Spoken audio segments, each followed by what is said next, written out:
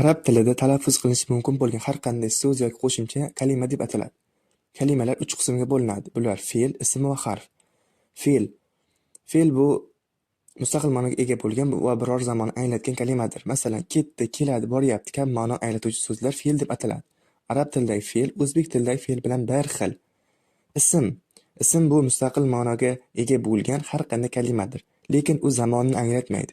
Masalan, uy, mashina, katta, kichik va 1, 2 kabi sonlar ham arab tilida ism deb ataladi. Xullas, mustaqil ma'noga ega bo'lsa, zamonni anglatmasa, u ism. Harf. Harf bu mustaqil ma'noga ega bo'lmagan, faqat biror fe'l yoki ism bilan qo'shilib kelganda ma'noni anglatuvchi kalima. Masalan, da, danga kabi o'zbek tilidagi qo'shimchalar ham arab tili grammatikasi harf deb ataladi.